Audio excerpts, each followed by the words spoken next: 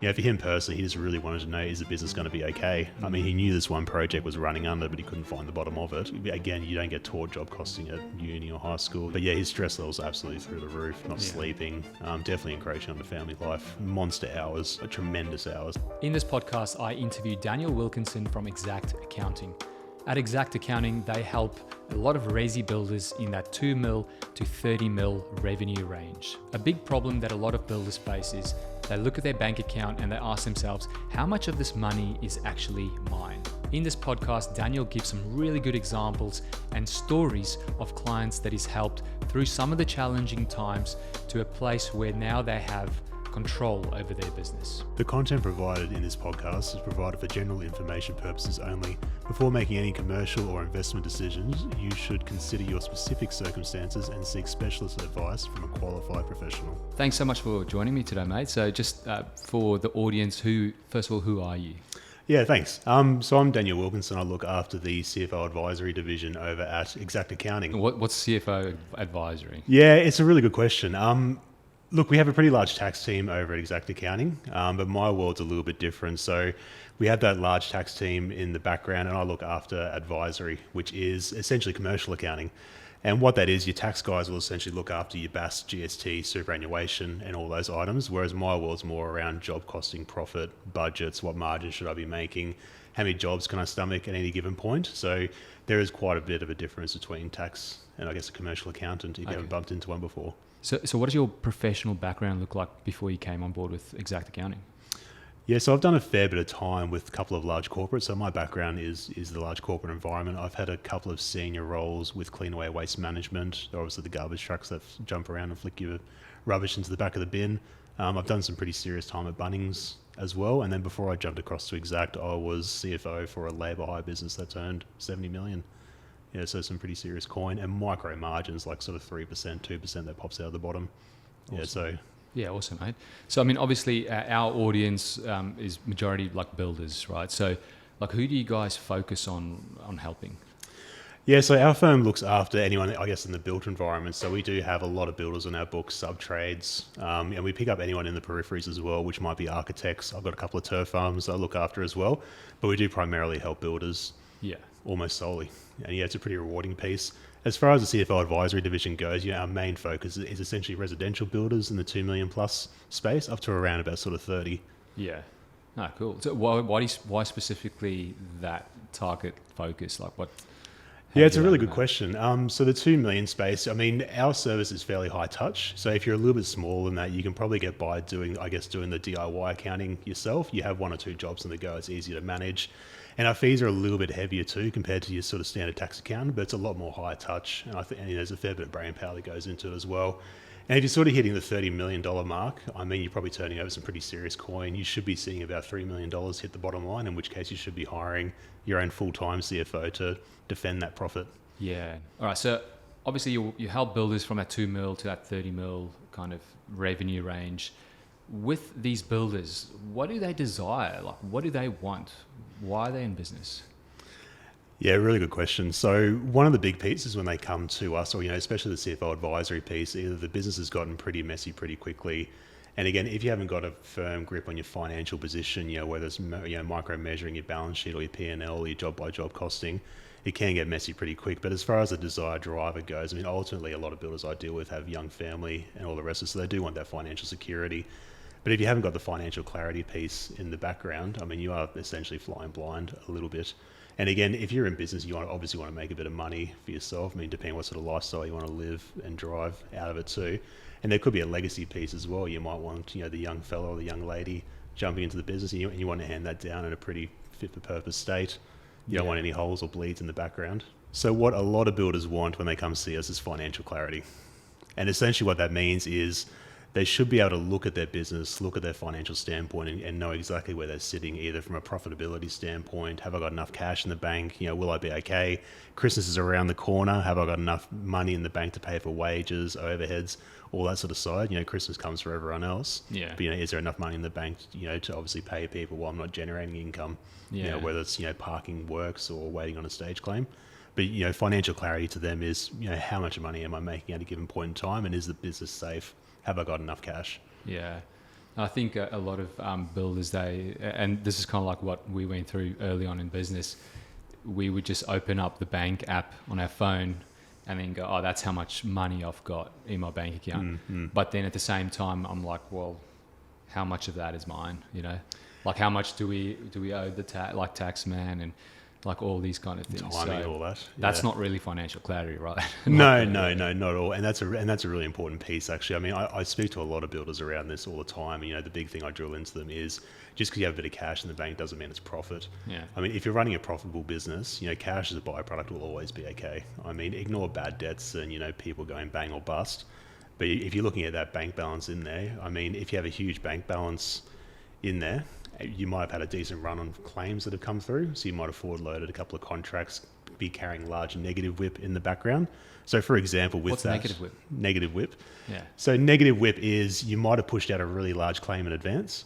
Okay. So for example, you might have lifted $100,000 from a client or $50,000, whatever it happens to be, but then you might have only done $2,000 of ground clearing, but you know the 48 grand difference isn't yours because you've managed to sort of front load that contract, bring that 50K in, you spent the $2,000.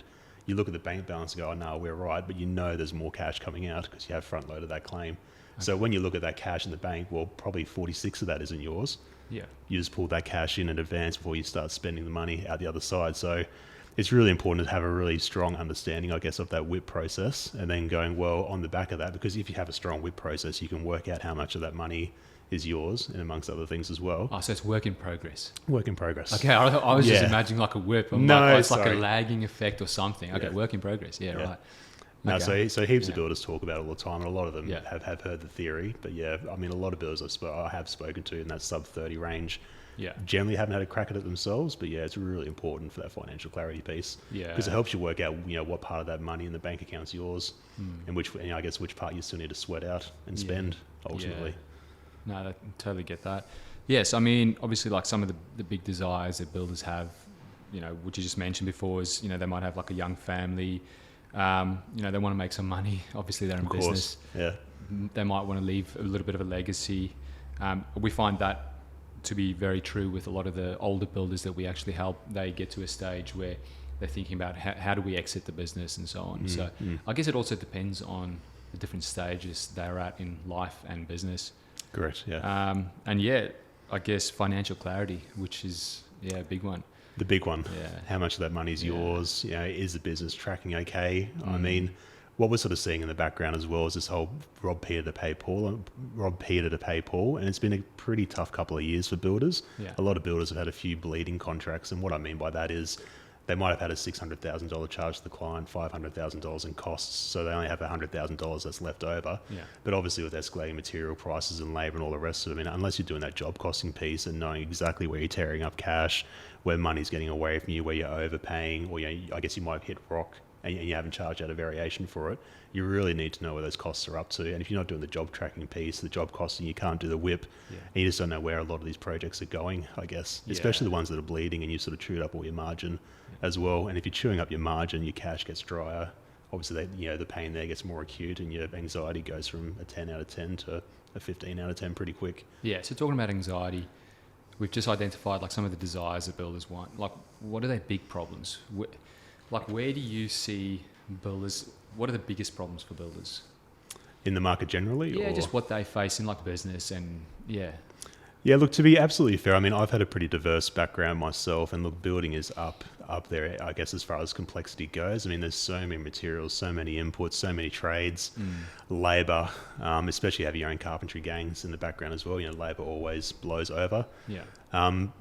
You know, that's a lot to manage. And if you're sort of swinging the hammer yourself and you're on 1 or 2 job sites, it's easy to manage. But if you sort of blow up to sort of 5, 6 jobs, you're sort of less on the tools. You're having to do the administrative management piece, which a lot of people haven't done before. You know, sort of get forced into that position pretty quick. And uni doesn't teach you that, and school doesn't teach you that.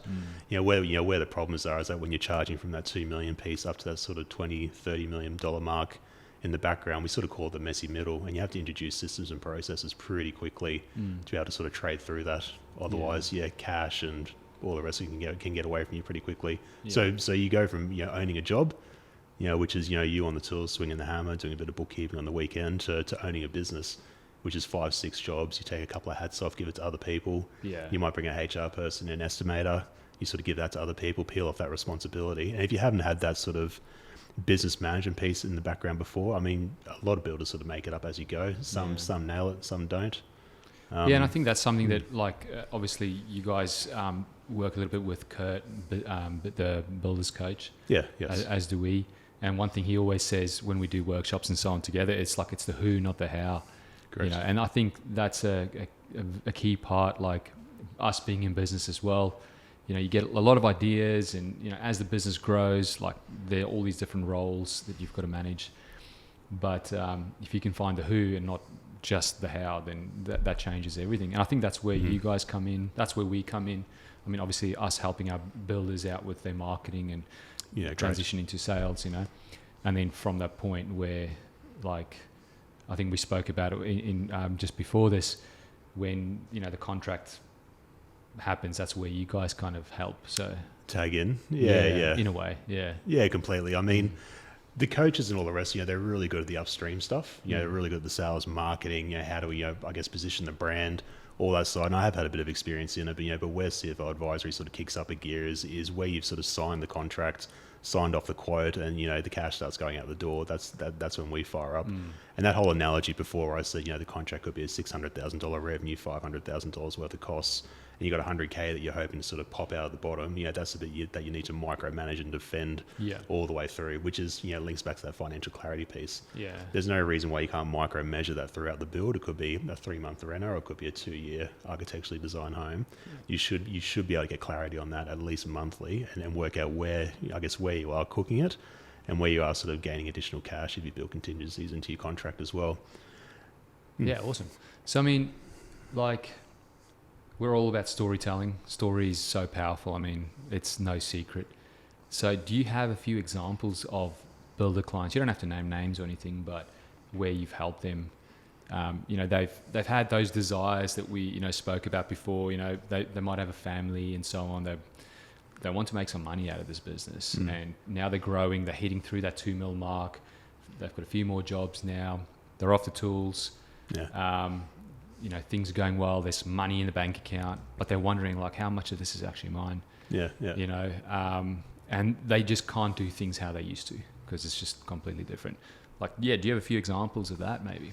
Yeah, there's a couple I can share with you. I mean, we've helped a few businesses now. I mean, one that sort of springs to mind currently is a builder that I work with currently. He turned sort of 6 to 7 mil, diversifying into the commercial space. Now, when I first met this guy about 11 months ago, he was solely in residential. Had a couple of projects that were going really wobbly over COVID. There was one project in particular, he tore up about 600,000 on it. So not just forego the margin, but, you know, lost about 600K just on that one job. And again, there was limited job by job costing and profitability in it. So when we sort of bumped into him, and, you know, we did this deep dive process and sort of pull his books apart. But when he sort of bumped into us, I mean, he had no idea where the business was going and costs are running. I mean, he had a rough back of the envelope piece, but his turnover was pretty material. He had brought on 4 or 5 heads that probably weren't performing quite where he needed to. So if you haven't got the support team around you to help assist in that financial clarity piece, you are sort of, I guess, flying blind a fair bit as well. So when I bumped into this builder, I mean, the biggest thing was, you know, cash is starting to dry up and is struggling to make wages. So if you're not generating profit and generating strong margin, I mean, cash as a byproduct always suffers. Whereas conversely, if you're micromanaging and micromeasuring your margin, cash always gets better. So because you didn't have strong job costing processes in the background, and I guess trying to understand where a lot of these projects are going, you are essentially flying blind. So his burning need was, he has a young family, he wants to make sure they're okay. I mean, we get a lot of cash in, Dan, you know, but there's a lot of cash going out, and I'm struggling to make wages. So obviously this formula isn't working, and the tools that I have aren't working either. What was he doing at that time? Yeah, good question. Just didn't have the right support network around him. He had a bookkeeper that was a little bit subpar. The estimator that didn't really sort of own the role a little bit as well. So, you know, did the estimating, but didn't do the 2 or 3 quote due diligence. And then he sort of tagged out from the estimating side, and then the job costing piece, you know, was up in the ether. So part of his role, he wasn't sort of pushing down responsibility to his team either. So it was complex. There's a lot of moving parts, but the one big one he had is, you know, he blew the back out of his balance sheet, which was to the tune of 600K. And when you sort of suck out 600 grand of profit, you lose indirectly $600,000 worth of cash. Yeah. It puts a pretty significant strain on the business. And what's balance sheet for those builders or people listening to this? Yeah. What does that mean? Yeah, it's again another good question. So your profit and loss is obviously the money you make at a point in time, or I guess in a given period. And builders I sort of find all over that. Your balance sheet is essentially a list of who you owe and what's owed to you. So, for example, if you ran your balance sheet as of the 30th of September, for example, you should be able to look at the bank balance in your balance sheet, and it should match the bank balance exactly in your bank account. And that's where your accounts payable comes from. So if you go, hey, how big is my accounts payable run as of today? It's literally a list of who you owe money to. And then conversely, your accounts receivable is who owes you money, plus GST and the ATO and all that sort of size. So it's almost a bit of a financial scorecard for your business. Really, really important, to have under the microscope as well as a profit and loss statement. Yeah. Yeah, and I think a lot of people know, like they've heard the word balance sheet before, but they don't really know what it means to their business. So that's awesome that you clarify that a little bit. But yeah, with like just going back to this particular builder, this example, when you met, like what was his personal life like because of this, mess?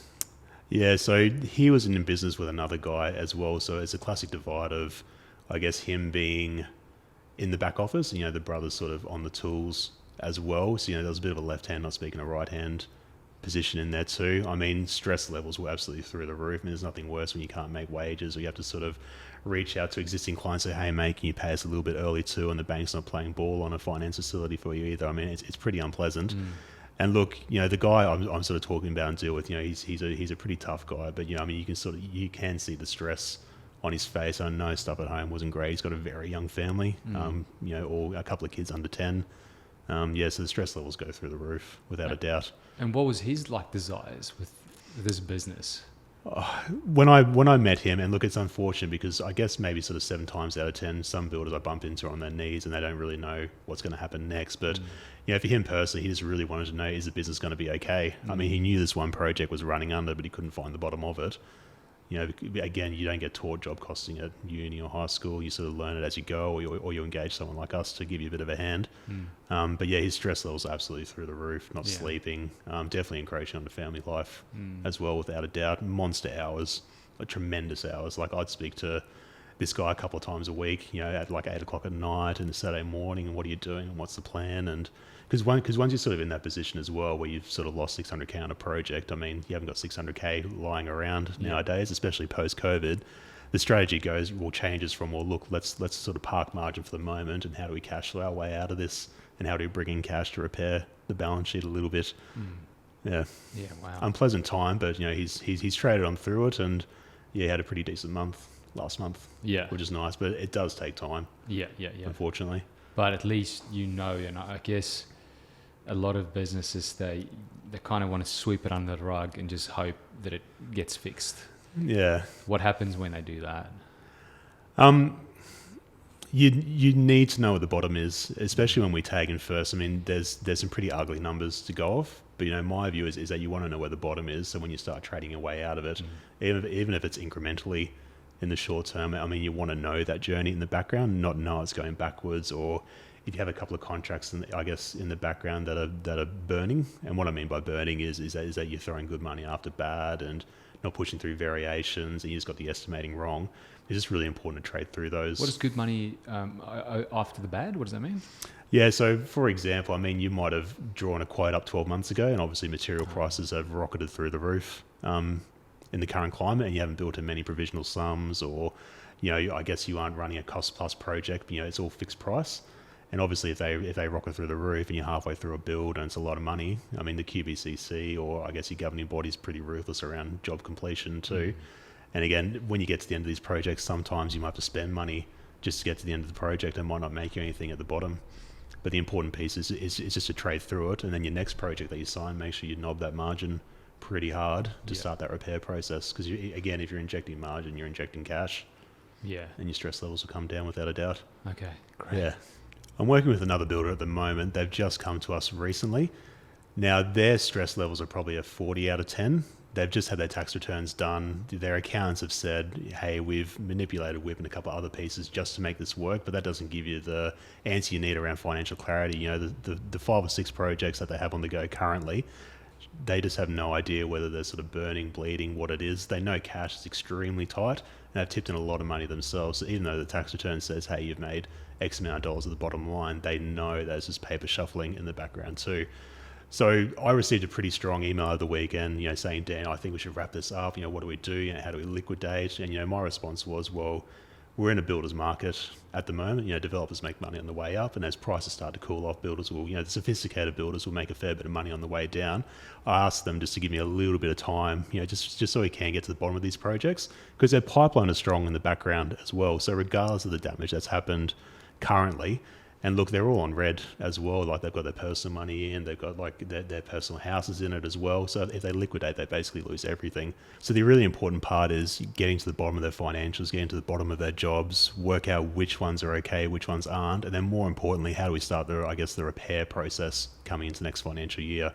So builders will make a fair bit of money in the coming years, obviously depending on recessions. Project guys will have a hard time, but they operate in the architecturally design space currently as well, and I see a lot of money to be made there for the more sophisticated ones. So my role is, you know, it isn't always just numbers and spreadsheets and the like. You know, some of it is coaching and advice, and you know, let's obviously get the facts together, get the numbers together, and then make a decision off the evidence. Yeah, and we can sort of pull that apart. We want to make sure that we aren't making emotionally fueled decisions on the back of scarcity of data or, you know, lack of financial clarity, because it's easy to do. Yeah, so it's pretty inspiring that you're saying there's a lot of opportunity for builders moving forward, especially in these weird times. Like people are talking recession, like all that kind of stuff. So what makes you like, why is that the case for you? Yeah, so usually in my view, developers make money on the way up. You know, land and property gets hotter and hotter and hotter, and, you know, developers make a lot of money. You know, materials get higher in cost, you know, labor gets higher in cost. A lot of builders are stuck with fixed priced contracts. So obviously, if, you know, I guess in that example I talked about before, where they have like a $600,000 revenue charge to a client, $500,000 cost, $100,000 worth of profit. If you haven't got a lot of provisional sums built in there at all, I mean, costs just keep rising and rising, and because your revenue can't go anywhere, your profit gets eaten up. And now what builders have to do over the last couple of years is, you know, lift their pricing pretty aggressively and pretty heavily. But usually at that point, you know, the damage is done, because it takes a long time to build these. You know, it can take 12 to 18 months to flush out the ones that are bleeding in the background. But as the market cools and, you know, brick prices come down, the more sophisticated builders have lifted their margins heavily to try and keep up. And then as the materials and sub-trades gap widens and costs cool off a little bit, and builders still maintaining those high revenue, contracts in place, they'll start to make a fair bit of money in the background. My view, and again, not trying to generate fear or, you know, anything like that at all, the project guys will have a harder time because mum and dads will be pinched by interest rates, obviously, so they'll be a bit more scared. But I guess higher end mums and dads or white collar people, whatever it happens to be, people have a bit of money, you know, they won't be influenced as much by interest rates either. And they're willing to pay a bit more. Like everyone knows, everyone can see the media and the news too. Like they know what's happening with prices, and now's the time to be confident, really, really knob those margins up. And start to get a bit of repair into an otherwise pretty tough couple of years. Yeah. And you mentioned like pipeline before, like how important is that pipeline, like moving ahead, especially like the sales pipeline?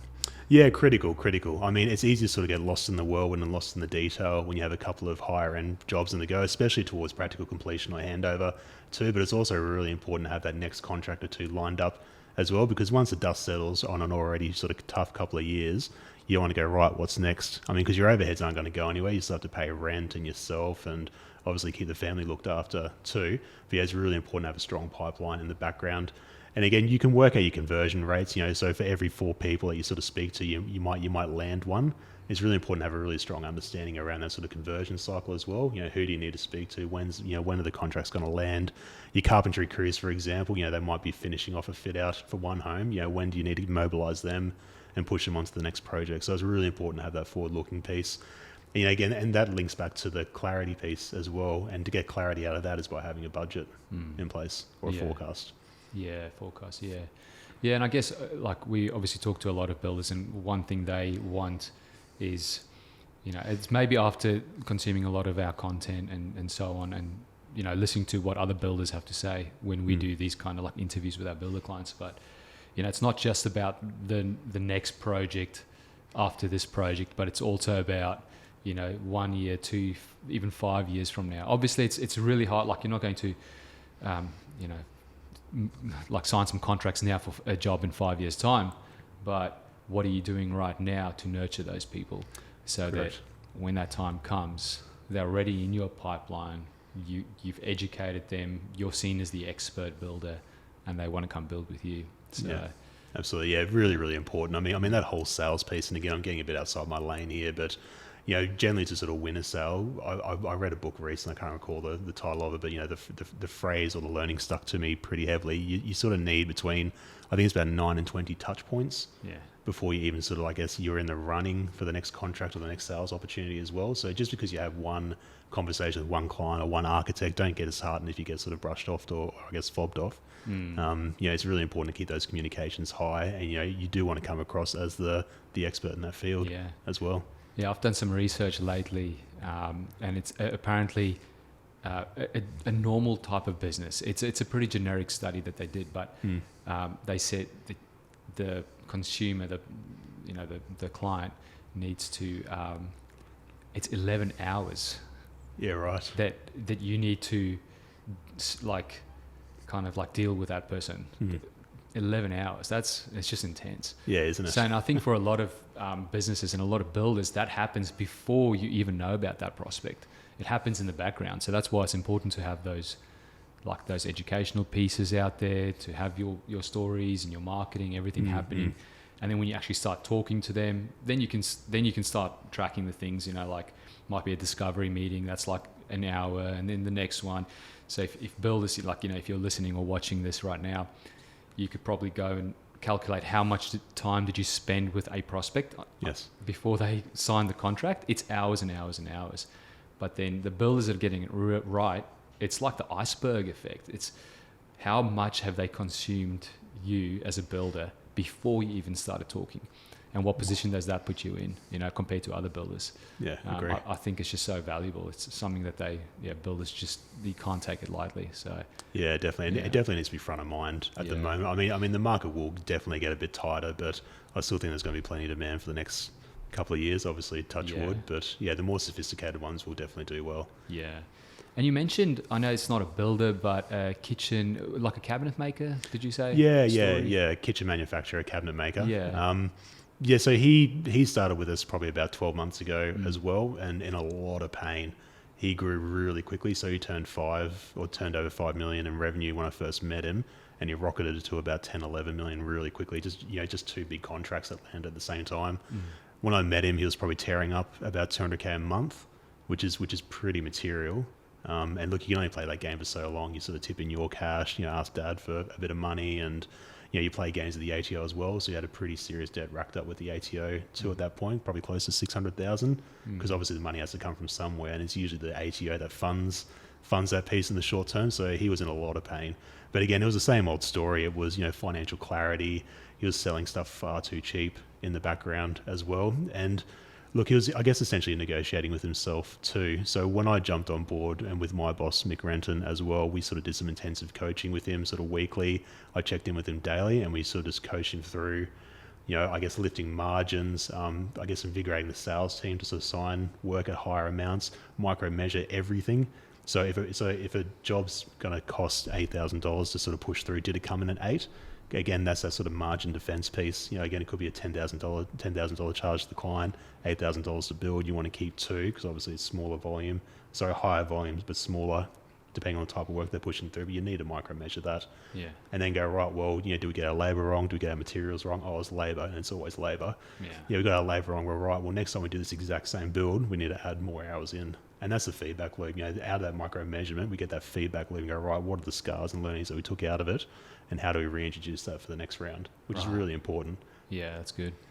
So, I mean, all the examples that you mentioned, one thing that's pretty consistent is in terms of charging more. So did you find that all 3 of those examples, they weren't charging enough for what they did, or? Yeah, it's a bit of a mixed bag. And look, my role, I don't swing the hammer. I'm not a builder. I mean, I enjoy working with my hands, but I just don't have the skill set there. Ultimately, my bit is that once you sort of have the quote in place, whether it's for the kitchen manufacturer or another builder, is then we start measuring ourselves against it overall. And it's no difference whether you go on a holiday, like if you're going from here to Cairns or wherever it is, you sort of plan it out. This is how much you're going to spend. This is the locations you're going to stay at. When you're sort of doing a builder project, you need to micromeasure yourself as you go along as well. And look, a lot of the time it isn't just you aren't charging enough. And usually when you're the builder and the only person you're betting against is yourself, you might be a bit nervous. I've got to win this next job. The sales pipeline might be a bit low, and you just sort of go in really cheap. And then when the dust settles, you find you've made no money or you've lost money on it. Yeah. So part of my piece in the background isn't just producing the numbers, but sometimes you just need a commercial running partner just to sort of drive a bit of accountability into you. So I might call up and go, hey, Mitch, what margin are you going on this project? Oh, I'm going at 15%. Dan, that's not enough, mate. Like lift it, you need to hit 20s.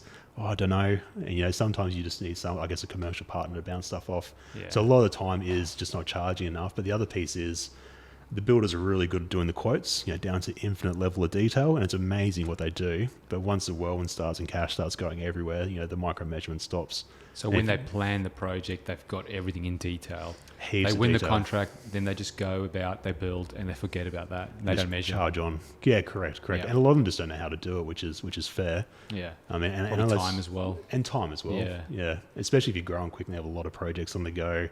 The resi side is high demand. Like there's a lot of customer care in there. The mums and dads. What's this? And it's very emotional. And but it's so important to do that micro measurement piece as you go, because you might have picked up stuff that you've missed. Could have been structural steel or concrete. You want to pick up those learnings early, not wait 12 months, get to the end and go, oh geez, I've just signed another contract on the same mistake. I know I'm going to tear up some cash here. Yeah. So what happens to builders that they just want to win the job? And then they come in way under? What happens?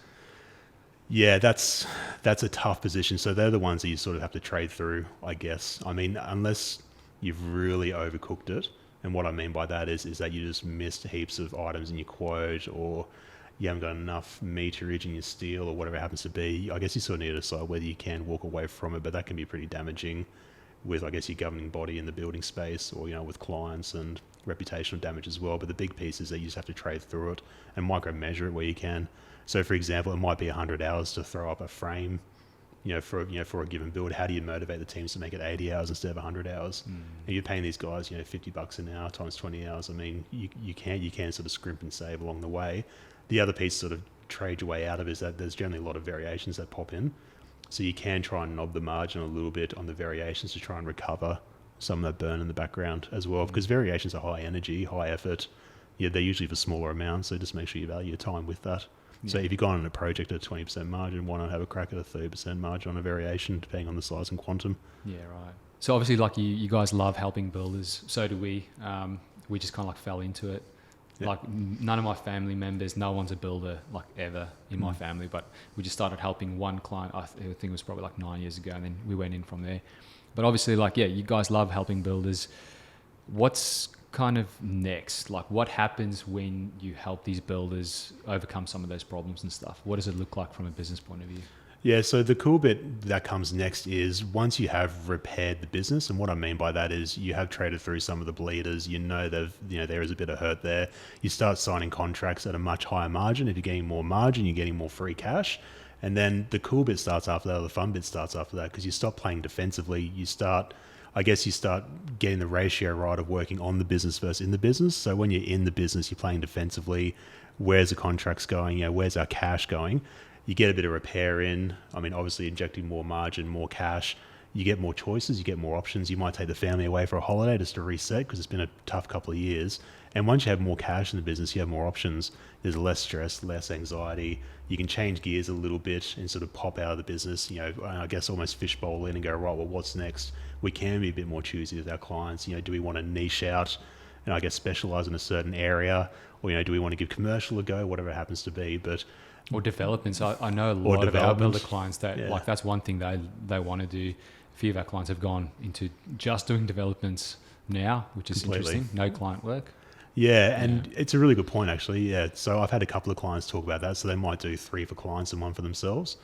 And if they don't want to get it funded by the bank, because obviously the cash has to come from somewhere, but if you're generating a fair bit of cash, you can do that equation pretty quickly and a lot easier than you otherwise could have historically could as well. So cash gives options essentially, and to get cash, you need to micromeasure your margin, and stress and anxiety drops down as well.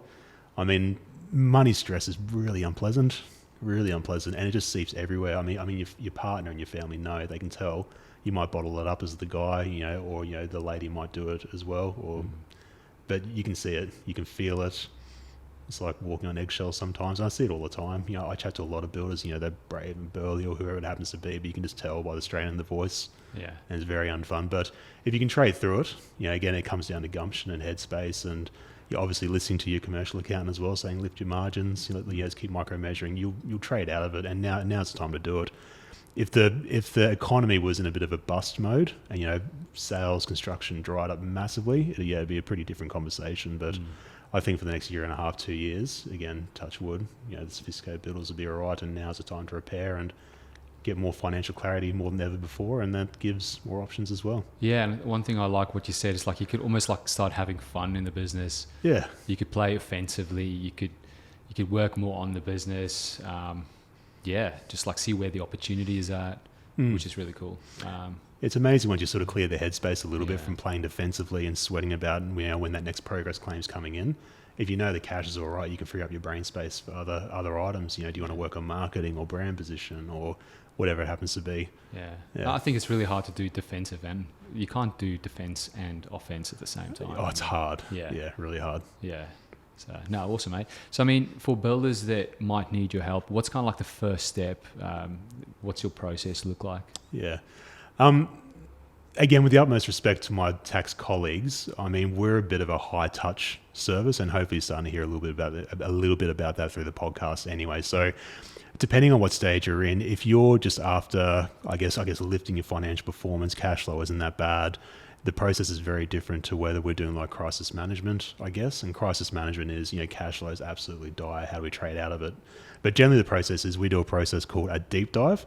And what that is that me and the builder, and again, I try and encourage lots of people to come to the meeting, whether it's wives, partners, estimate, whoever it is. So we do a deep dive process first. And what it is that me and the builder will have about a 2.5 hour meeting, and we'll go right through the business, historics, numbers, jobs, margins, what's happened. And what I try and do in that process is I try and strip out government handouts, and I try and get to the core of the business and go, is the core actually okay? And if not, why not? And then with this deep dive, we produce about a 30-page report, and we sort of talk about the historics, where they're going, and ultimately what the business needs in the background as well. So it's about sort of 20 to 30 hours worth of effort on my side, plus obviously 2 hours face-to-face time with the builder initially, plus heaps of emails in the background. Yeah. And what we try and land on is, 9 times out of 10, the numbers are ugly, but then at least you sort of know where the business is sitting, and then how do we trade our way out of it? And then right at the end of this deep dive report is the solutions. Yeah. And it's always around clarity. Clarity is number one. And then just to sort of touch on our services a bit more too. I mean, builders don't need a full-time CFO in the background. I mean, you don't need $200,000-$300,000 worth of overhead in your business. They just need to rent the brain space of one. So what we try and do in that deep dive as well is that we try to identify 2 to 3 really big projects, or needle movers, I sort of call them, and go, right, if we pull on these levers, how will we get the most impact in your business? So is that projects they have already, or type of projects they need to get? No, so it's a project that we undertake and we lead from the Xact Accounting side. Okay. So it could be building a budget, or it could be job by job profitability, or whatever it happens to be. It's just internal projects. Right. Okay. If we pull this lever, we either get the best bang for buck as far as financial clarity goes, or try and create some meaningful change in the business too. And then there's obviously the ongoing piece as well. So what we like to do at the end of that is we give them the report. They can say yay or nay, because it's a bit of a try before you buy as well. Because if you haven't spoken to a commercial accountant before, you probably don't know what we do, to be honest. I mean, a lot of people are familiar with their tax guy or girl. But we speak a bit of a different language, right? Which isn't good or bad. It's just different, to be honest. Yeah. And then with that, I guess that deep dive report, we try and identify a couple of projects. So one might be building a 18-month budget, which we touched on before around that sales pipeline. What's the probability of it landing? The other project is usually job by job profitability. So micro measuring that profit. That sort of lands at the bottom, and obviously micro measuring costs. And then the ongoing piece is we do like a monthly meeting or like a monthly accountability meeting. So we do like an end of month pack, do all the numbers, whip all that sort of side, get the builder in and go, well, look, the numbers were hard to put together, but what I sort of find the value that we create is, what do the numbers mean? Yeah. Is it on track? Is it off track? What's happening? And we do it monthly. We don't wait for the project to finish up 12 or 18 months from signing. We measure it monthly, and you should be able to measure your profit monthly. Yeah. All the big guys do it. All the guys do the end of month close, do all their accrual accounting, and go, right, how much money do we actually make this month? Not try and average 3 or 4 months depending on the timing of claims. Yeah. In the background, and that's what we drive. Yeah, so it's all around the story. Yeah. As far as that monthly ongoing piece goes. Yeah, awesome, mate. Yeah. No, cool. Yeah, I mean, I think this has been very valuable for people and builders listening to this. So I'll obviously link Xact Accounting's details in the bottom. And Thanks. Yeah, thanks for joining me, mate. Yeah, pleasure. No, it's been absolutely amazing. Thank you very much. Cheers.